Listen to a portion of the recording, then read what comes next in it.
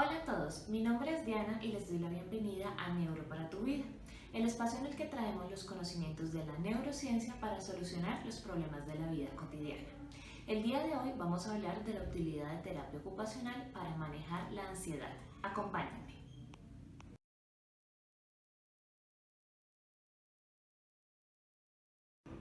El terapeuta ocupacional realiza actividades para promover y recuperar la salud mental, así como para prevenir sus alteraciones.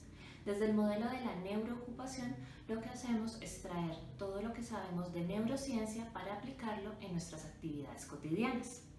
La ansiedad es una respuesta emocional anticipada frente a miedos que podamos tener.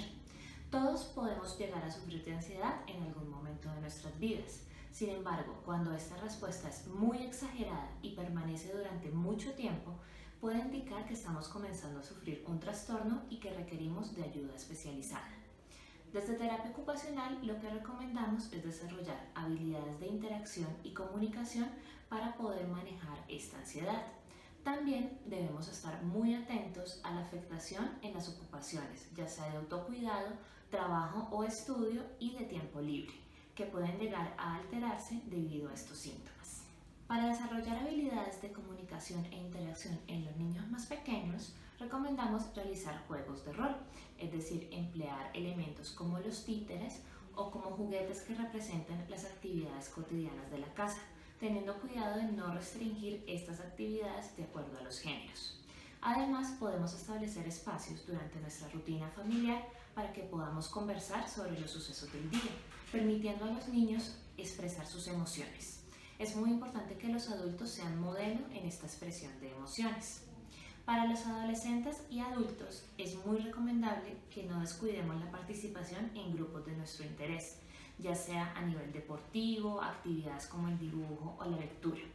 Actualmente podemos aprovechar todas las actividades en vivo que realizan este tipo de agrupaciones para poder participar a través del chat. En algunos casos puede ser menos intimidante este tipo de interacción virtual y se convierte en un entrenamiento para las actividades presenciales. A nivel ocupacional, es importante que prestemos atención a nuestras actividades de sueño y de alimentación, las cuales son las primeras en verse afectadas cuando tenemos ansiedad. Recordemos colocar límites en las actividades de teletrabajo o de educación virtual y destinar siempre tiempo para nuestras actividades de esparcimiento o nuestros pasatiempos. También es recomendable exponernos a retos o desafíos ocupacionales, hacer este tipo de cosas que no hacemos normalmente, que nos pueden dar un poco de susto, pero que nos van a reportar muchas habilidades de afrontamiento y nos van a ayudar con la ansiedad.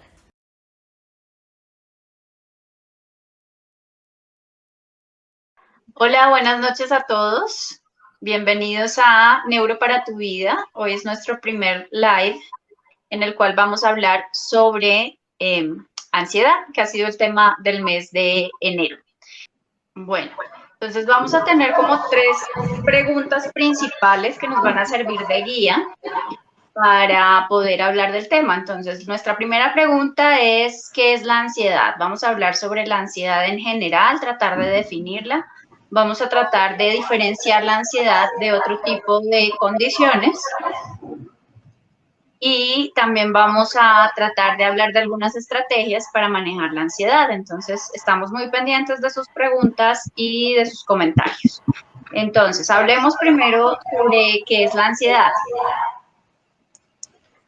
Bueno, uno de los temas que vinimos trabajando era sobre el concepto y las bases neurobiológicas de la ansiedad. Ya con el avance de las neurociencias sabemos que estas patologías psiquiátricas no están en el aire, no vienen del corazón, sino que tienen una base neurológica y el cerebro es responsable de ello. Entonces, primero debemos saber que la ansiedad está muy patologizada en lo negativo, pero es un concepto que biológicamente se ha trabajado para la supervivencia. Si un ser vivo no es ansioso, es decir, no está alerta, no es posible que sobreviva, no estaría pendiente a lo que es el peligro.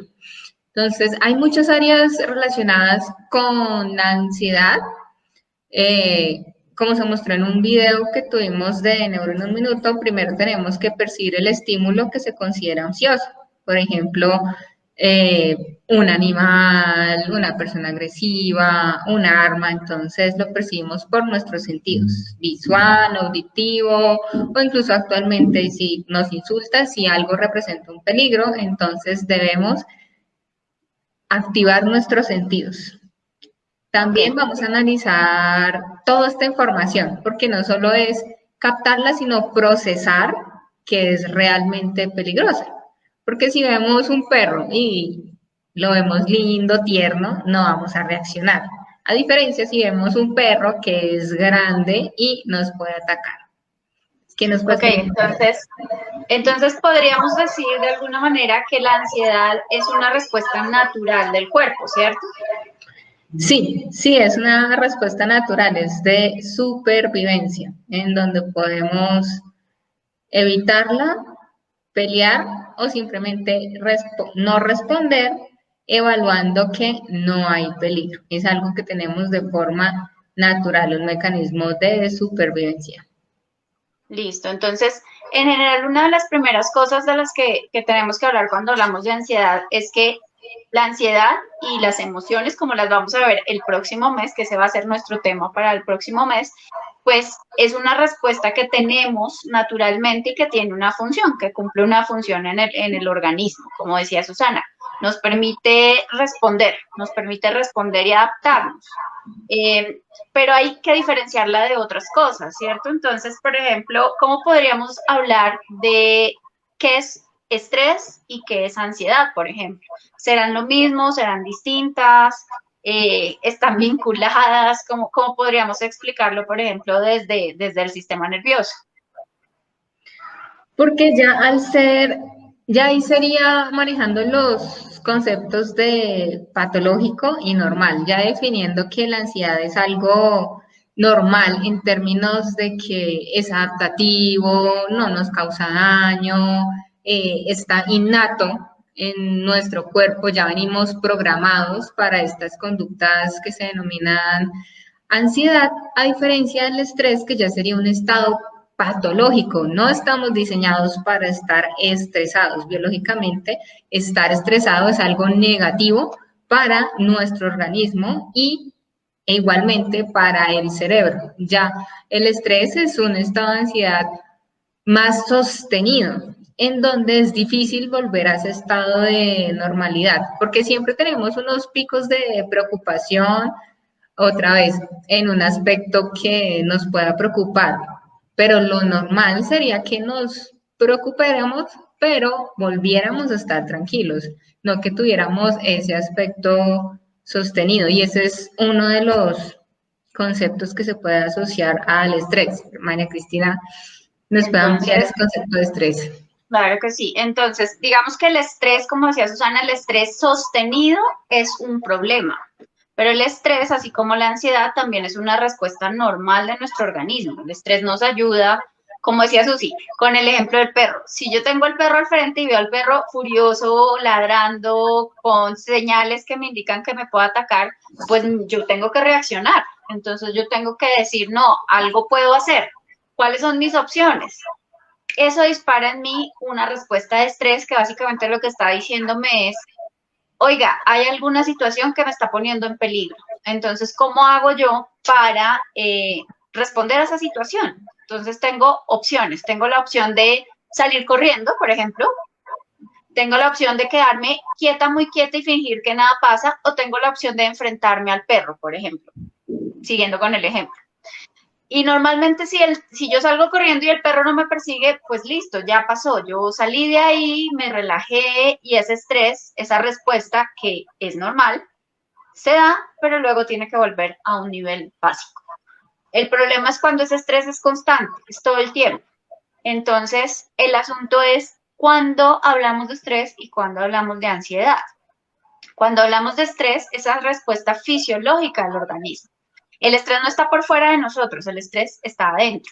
Susana lo decía, yo puedo ver el mismo estímulo, la misma situación, por ejemplo, estar Susana y yo frente a la misma situación y resulta que es que yo le tengo miedo a los perros, pero Susana no. Entonces yo veo al perro como una amenaza, a mí me produce respuesta de estrés, pero a Susana no. Entonces, el estrés es algo que está dentro de nosotros, en nuestro cuerpo, es una respuesta adaptativa, pero el problema es cuando ese estrés se vuelve crónico, está todo el tiempo activo y no llega a la calma.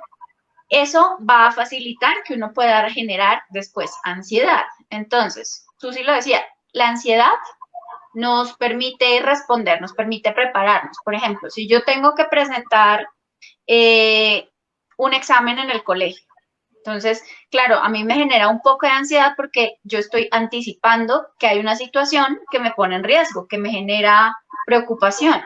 Entonces yo cojo, me pongo a estudiar y listo, presento el examen y pasó. Pero el problema es que si esa ansiedad es constante, entonces yo no solo tuve ansiedad porque voy a presentar el examen, sino además tengo ansiedad por los resultados del examen y tengo ansiedad porque creo que el profesor yo le caigo mal al profesor y tengo ansiedad porque, o sea, todo el tiempo estoy pensando y anticipando situaciones de peligro que puede que sean reales o puede que no lo sean, digamos que como algo objetivo, porque si es lo que hace real algo es que yo lo tenga en mi cabeza, básicamente. Entonces, si yo lo estoy pensando, ya es real para mí. Y eso ya me está generando una respuesta de ansiedad. Entonces, si no puedo entrar en calma, si no puedo devolver a mi organismo como a ese estado de tranquilidad del cual partimos, pues si esto se vuelve constante, vamos a hablar ya de lo que decía Susana, de algo patológico, de algo que nos afecta y no nos deja funcionar bien en nuestra vida diaria. Listo, entonces hay un libro muy interesante que nos dice por qué las cebras no tienen úlceras. Entonces establece que pues las cebras están muy ansiosas, estresadas porque el león se las va a comer, pero pues después de que se va el león y se va el peligro, no mantienen ese estrés. Entonces, este libro que se llama ¿Por qué las cebras no tienen úlceras? La guía del estrés de Robert Sapolsky es muy importante y divertido de leer para conocer como algunas estrategias para manejar la ansiedad. También ahora nos va a acompañar Diana, que es terapeuta ocupacional y que nos puede dar muchas estrategias para manejar la ansiedad también. Entonces, yo tengo una pregunta, sí, que yo sé que todos la hemos vivido en algún momento, pero me gustaría que usemos ejemplos nuestros para contarle a la gente cómo siente uno o cómo reconoce uno la ansiedad. Ok, yo la reconozco por las palpitaciones, ¿no? Ese incremento en el ritmo cardíaco y en el insomnio. Uh-huh. No sé, Sí, no sé, esta semana publicamos un artículo que salió hace poco relacionado precisamente hablando de cómo el sueño era un predictor precisamente de esas manifestaciones relacionadas con ansiedad. A mí me pasa igual. El día que por alguna razón no puedo dormir, eso ya me está diciendo que mis niveles de ansiedad se están subiendo mucho. Sí, yo tengo distintos como indicadores. Ya el sueño, cuando hay alteración de sueño, es que mi ansiedad está en el pico más alto.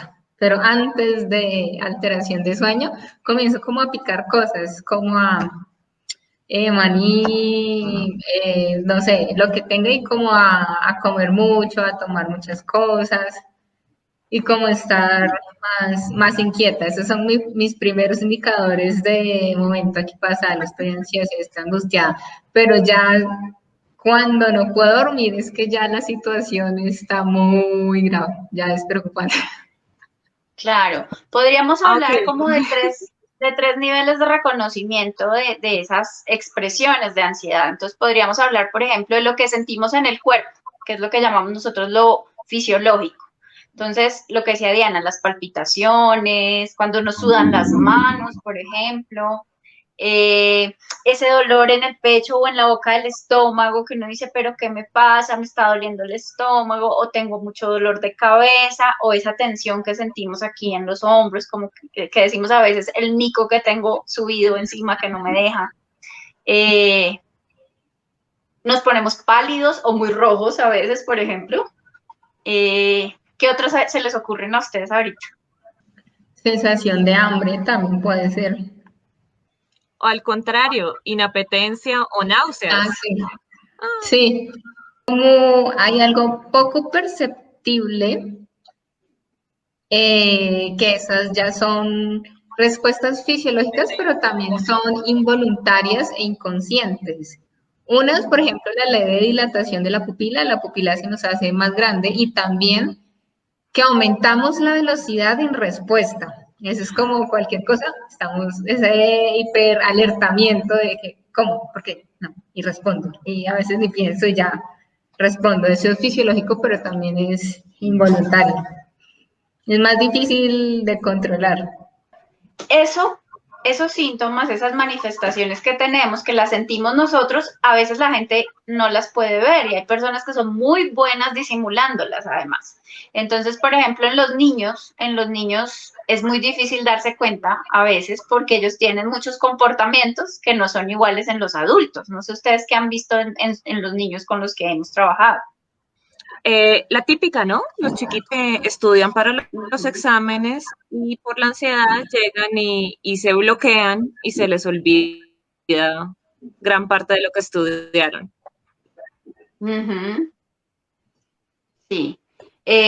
Yo he visto mucho en los niños que se ponen muy inquietos, por ejemplo, se mueven constantemente. Empiezan a mover las piernas, a mover las manos, a mover el lápiz que tienen en la mano, se muerden las uñas, por ejemplo, que nos pasa también a los adultos. Los labios se los muerden también. Y muchas veces ellos no saben eso qué significa o qué les está diciendo esa sensación. Entonces hay que ayudarlos como a reconocer un poco esas expresiones. ¿Qué otras cosas, aparte de lo fisiológico, podemos ver cuando tenemos ansiedad? No sé, por ejemplo, en las ideas. ¿Qué cosas pensamos cuando tenemos ansiedad? Se caracteriza mucho por el pensamiento repetitivo de lo que consideramos que nos genera ansiedad. Tomando en cuenta los exámenes en los niños, entonces ya cualquier pensamiento repetitivo y generalmente este es negativo. O sea, el pensamiento negativo es el que nos genera esa ola de nieve más de ansiedad. Uno no piensa, ay, cómo me va a ir de bien en el examen, me va a ir muy bien, todo va a ser feliz, me voy a sacar 10. Generalmente ese pensamiento es, me va a ir mal, estudié pero no voy a pasar, y si no voy a pasar el profesor me va a regañar, y si no me va y después me van a regañar, y mi papá me van a sacar de la casa y se va a acabar el mundo. Son repetitivos y catastróficos, o sea, de ahí a que se va a acabar el mundo no hay mucha diferencia y tiene uno todas las posibilidades apocalípticas que puedan pasar. Entonces, eso que está contando Susi se llama tener en algunas ocasiones pensamientos obsesivos. A veces no podemos sacarnos de la cabeza esos pensamientos y vienen en los momentos más inoportunos. Estamos haciendo cualquier cosa y de repente entran y empiezan a darnos vueltas en la cabeza. Se llaman rumiaciones porque es como si los masticáramos una y otra vez y no nos dejan salir de ahí. Entonces, tenemos, como dice Susi, pensamientos e ideas negativas porque la ansiedad lo que hace es prepararnos ante un riesgo. Entonces, si fuera algo chévere, pues no sería ansiedad, básicamente. Entonces, lo fisiológico va muy de la mano del comportamiento.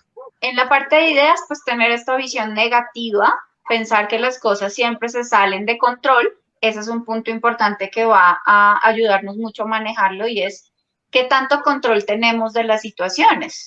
Entonces, por ejemplo, pensamos que siempre las cosas están fuera de nuestro control, que hagamos lo que hagamos, pase lo que pase, siempre nos va a salir mal, por ejemplo. Sí, son esos aspectos negativos nuevamente que debemos tener muy claros. Y también lo que nos decía Diana cuando comenzó la charla es eso, saber qué está en nuestro control y qué no. Entonces volver como a ese principio de, bueno, y ser como más un poco racionales en que no podemos controlar la señal de internet. Ujú. Aunque esos pensamientos racionales nos hacen pensar que sí lo podríamos controlar, pero es como, bueno, calmémonos, ya. Técnicas como de respirar y hacer otras actividades que nos saquen un poco de esa ola de nieve, de ese círculo vicioso, aunque sea un poquitico para determinar que podemos salir de eso. Y aunque no es fácil estar ansioso y dejar de estarlo, al menos permitir que esa ansiedad no vaya incrementando y que tenga peores consecuencias de pensamientos y actos. Sí, es importante, desde terapia ocupacional, lo que se busca es que la persona pueda tener un balance entre sus actividades, que a pesar de que, por ejemplo, tenga alteraciones en el sueño, pueda descansar, que tenga sus actividades de tiempo libre, porque lo que hace la ansiedad también es que, pues por estos pensamientos obsesivos que decía Cristina, hace que, por ejemplo, nos querramos enfocar solo en nuestra causa de ansiedad. Entonces, si nuestra causa de ansiedad es el trabajo, hace que nos olvidemos de nuestras otras actividades, que descuidemos el autocuidado, que descuidemos el tiempo libre. Entonces, pues digamos que eso es lo que también recomendamos, que manejen mucho el balance entre sus actividades para ayudar a dejar salir esos síntomas de ansiedad. Pero a lo que me refería, que son situaciones que nos generan ansiedad de la vida diaria, el encierro, la inestabilidad laboral, muchas cosas que son desencadenantes de esa ansiedad, que es diferente a cuando ya hay trastornos psiquiátricos, que así ya es un manejo mucho más especializado. Ujú. No podemos pedirle a una persona con diagnóstico de un trastorno obsesivo compulsivo, un trastorno bipolar tipo 1 o tipo 2, como relájate, suspira profundo y no estés más ansioso. Está como el meme de, ay, porque no lo había pensado antes, qué bruto. Entonces, Es cierto. Creo sí que es muy importante desde el principio reconocer eso. O sea, sí es como que tan patológico es esa ansiedad. ¿Cuándo podríamos hablar de que la ansiedad que sentimos es patológica, por ejemplo? Cuando esa ansiedad empieza a afectar nuestra vida. Entonces, lo que les decía Diana hace un momento, cuando altera nuestro equilibrio, cuando no nos deja hacer las cosas o actuar. O es tanto el temor que sentimos, que ahí viene otra palabra que hay que diferenciar de ansiedad, que es el miedo, cuando sentimos tanta ansiedad que no nos deja hacer nada. Básicamente creemos que nos va a ir tan mal que simplemente evitamos hacer cualquier cosa para no exponernos a eso que pensamos que va a suceder. Y en ese punto en que esas sensaciones, esas ideas, esos comportamientos nos llevan a afectar nuestro trabajo, nuestras relaciones sociales, nuestra familia, básicamente es cuando hablamos de que estamos ante un posible trastorno de ansiedad, que como decía Susana, ya requiere un manejo especializado. Pero, ¿qué podríamos hacer? Así como en la vida diaria, cotidianamente. ¿Qué podríamos hacer para tratar de ayudarnos a manejar la ansiedad y no permitirla llegar a esos niveles tan altos? Listo, entonces, ya para ir cerrando un poco como con estas estrategias para manejo de ansiedad, voy a mencionar algunos en adultos, Diana me podrá ayudar algunas con niños. También es eso, hacer ejercicio es muy importante. Hacer ejercicio ya sea en la casa, con un tapete de yoga o salir a caminar, observar qué actividades tenemos control o no, tomar nuestro tiempo para calmarnos, actividades para relajarnos, tener organización en las actividades, no organización tipo todo, que si no hago alguna actividad entonces me estreso, no. Organización en cuanto a darnos tiempo para. Incluso también podemos darnos tiempos para estar angustiados. También tenemos derecho a estar angustiados. O sea, no nos debemos preocupar porque estamos ansiosos, no, porque muchas personas es como, ay, no, estoy ansioso y me da ansiedad de estar ansioso, entonces no. O sea, tenemos nuestro derecho de angustiarnos, de estar ansiosos, de preocuparnos por el encierro, por la estabilidad e inestabilidad laboral, por nuestras relaciones, por no sacar 10 en un examen si era lo que queríamos. Pues démonos derecho a eso, pero también nos damos derecho a pensar en otras cosas. Esos fueron como aspectos muy generales que dices, Diana. Creo que hay una cosa muy importante en lo que dijiste, Susi, es tenemos derecho a sentirnos así. Digamos que estas situaciones que hemos estado viviendo, lo mínimo que podemos hacer es preocuparnos. O sea, preocuparse no está mal, sentir ansiedad no está mal. Lo que está mal es hacerlo en exceso, es decirle a las personas que lo están sintiendo que no lo sientan. Más bien, busquemos otras alternativas, porque si yo trato de luchar contra esa sensación o esa emoción que estoy sintiendo, lo que voy a hacer es aumentarla y expresarla de formas que no son adecuadas.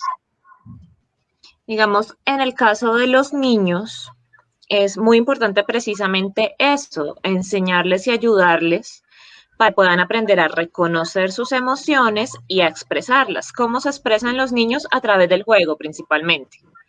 El juego de roles, el dibujo, la escritura para los más grandecitos, pero en esto es muy importante que los adultos pues sean un modelo tanto de reconocimiento como de expresión emocional, porque los chicos van incorporando como todas estas creencias. Entonces, si en casa, por ejemplo, decimos que preocuparnos está mal, que no nos debemos preocupar o que llorar es malo, pues los niños van incorporando esos modelos y van reprimiendo su expresión emocional, pues a largo plazo les termina causando aún más ansiedad, porque no tienen cómo dejarla salir.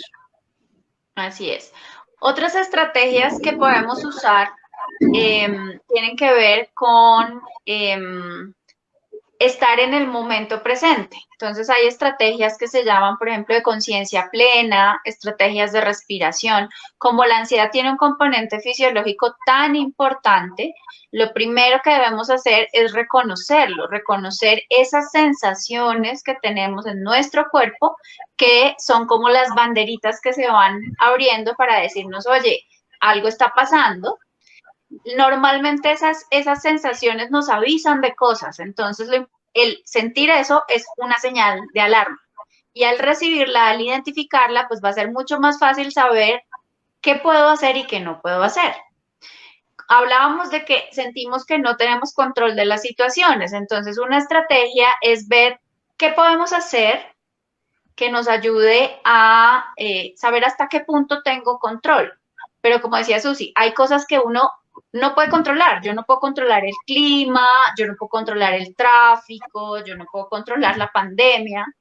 Entonces, si yo no lo puedo controlar, ¿por qué me voy a preocupar por esas cosas que no puedo controlar?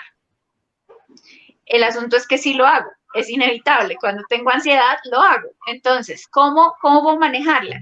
Tratando de centrarme en el aquí y el ahora. ¿Listo? En lo que tengo al frente. Por ejemplo, una estrategia es distraer mi mente. No luchar contra la idea que viene a mi cabeza, sino distraerla, ponerla a pensar otra cosa. Entonces, por ejemplo, estrategias creativas. Puedo ponerme a escribir en mi diario, o puedo ponerme a pintar, o puedo ponerme a mirar las cosas que tengo a mi alrededor. Por ejemplo, el contacto con la naturaleza puede ser una muy buena estrategia para ayudarnos a manejar la ansiedad. El ejercicio, como ya decía Susana. Con los niños, por ejemplo, el trabajo fisiológico, ponerlos a inflar globos, a jugar, a apretar y luego relajar, les va ayudando como a reconocer esas sensaciones en su cuerpo. Respirar, el hacer consciente la respiración y el centrarnos en la respiración, por ejemplo, es una buena estrategia que nos ayuda a estar ahí en el momento. ¿Listo? Nos gustaría saber ustedes que nos están escuchando hoy, ¿qué preguntas tienen sobre la ansiedad antes de ir haciendo el cierre?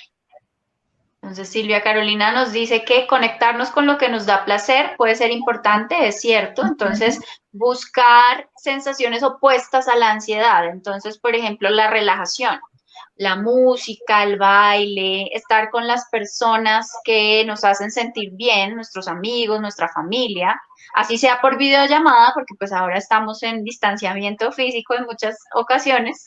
Entonces el poder tener contacto va a producir en nuestro cerebro una respuesta de oxitocina, que es un neurotransmisor y una hormona que nos va a ayudar a liberar sustancias de bienestar en nuestro cerebro y nos ayuda a bajar tanto la respuesta de ansiedad como la respuesta de estrés. Y es importante que estas conductas compensatorias sean sanas, porque es un problema cuando estas conductas compensatorias se vuelven patológicas y son peores que en la ansiedad. ¿A qué me refiero? Hay muchas personas que toman licor para disminuir ansiedad, que fuman para disminuir la ansiedad. El tomar licor les da placer, fumar también, comer calorías, comer grasas también, pero este tipo de conductas no son saludables y lo que hacen es a largo plazo aumentar la ansiedad y tener respuestas negativas, entonces también hay que tener mucho cuidado con eso. Correcto, muy cierto. Diana, tú nos podrías contar, precisamente a partir de la pregunta de Xiomara, cómo manejar la ansiedad en los niños desde los encuentros pedagógicos en la virtualidad. Es muy importante, ahora que todo lo que estamos manejando desde la virtualidad, que a pesar de que estamos a través de una pantalla, podamos desarrollar lazos con los niños. Entonces, pues es muy recomendable que dentro de los espacios de clase podamos dedicar unos momentos, ya sea al principio o en la mitad, al final, dependiendo de la estructura del contenido, para poder conversar con ellos, para que ellos puedan expresarse.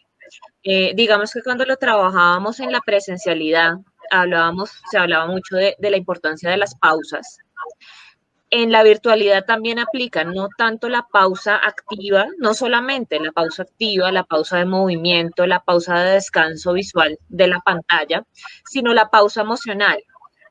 A través de las cámaras, a través de todas estas herramientas que tienen las plataformas virtuales, podemos desarrollar habilidades de comunicación e interacción, podemos conectarnos como tal con nuestros chiquitos.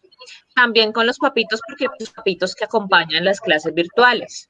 Entonces, es importante que dentro del cronograma, dentro de los planes de aula, se puedan establecer esos espacios o esos momentos para que los niños se puedan expresar y se pueda crear una acción. Bueno, complementando lo que dice Diana, es muy importante tener una rutina. De algún modo, la posibilidad de hacer una predicción de lo que va a suceder, así no tengamos el total control, nos va a ayudar a generar cierto bienestar. Entonces, el hecho de que el niño sepa cómo va a ser su rutina, cómo va a ser su jornada escolar, el hecho de, por ejemplo, ponerse su uniforme y asistir a clase, o saber en qué horarios tiene que levantarse, tiene que sentarse frente al televisor, al computador, perdón. Tener esos momentos va a ayudarlo de alguna manera a facilitar sus respuestas y a mediar sus respuestas de ansiedad. Pero es muy importante el papel de los papás en este punto, porque pues quien está ahorita acompañando al niño en la parte educativa virtual, pues es el papá o el cuidador. Entonces, hay indicadores claros, por ejemplo, ver cambios en su comportamiento. Si el niño empieza a tener mayor inquietud, si le cuesta más concentrarse, si empezamos a ver como estas respuestas fisiológicas, dolor de estómago, por ejemplo, que es una de las cosas que los niños presentan con alta frecuencia. O, por ejemplo, rechazo. No quiere conectarse, no quiere levantarse para ir a la clase. Todo lo que nos comunica, incluso la irritabilidad que puede tener, es muy importante. Aquí nos escriben, ¿cómo identificar en una persona las alertas gestuales de un alto nivel de ansiedad? Iría relacionado con lo que hemos estado hablando un poco de la expresión de nuestro cuerpo de ansiedad. Esta expresión motriz de moverse mucho, sudar, las palmas de las manos, evitar la mirada. Y cuando vemos que esa persona ya no está saliendo, está dejando de ver a los amigos, no quiere responder mensajes, entonces ya son indicadores que esa ansiedad ya es un signo de alerta que debemos tener una alerta roja para ver qué está pasando en esa situación. Y los aspectos en los niños que nos acaban de comentar Diana y María Cristina. Bueno, tenemos otra pregunta y es de Evelyn, que nos dice cómo iniciar el rincón de emociones con los niños. ¿Desde qué edad se puede comenzar? Desde que comenzamos a desarrollar el lenguaje, es decir, desde los 2 años, o incluso desde antes, es muy importante empezar a hacer énfasis en el desarrollo emocional también, porque es que es el lenguaje el que nos permite expresar nuestras emociones. Un niño más pequeño, un niño que no ha desarrollado su lenguaje, tiene básicamente esas expresiones corporales de las que hablaba Susana. Los niños pequeños lloran y las mamitas y los papitos aprenden a identificar si el llanto es un llanto porque tiene hambre o porque tiene sueño o porque se le cayó el juguete. Pero ya cuando empezamos a hablar de los niños en etapa preescolar, en etapa de párvulos, es decir, alrededor de los 2 añitos cumplidos, los niños empiezan a tener otra herramienta, que es el lenguaje. Ustedes pues recordarán que esa etapa de los 2 años precisamente es la etapa del terrible no. El niño cuando aprende a decir no y empieza a usar ese poder, a partir de ese momento podemos empezar a modelar. Lógicamente, los niños no te van a... si tú te sientas y les explicas, no, es que esta emoción es el miedo.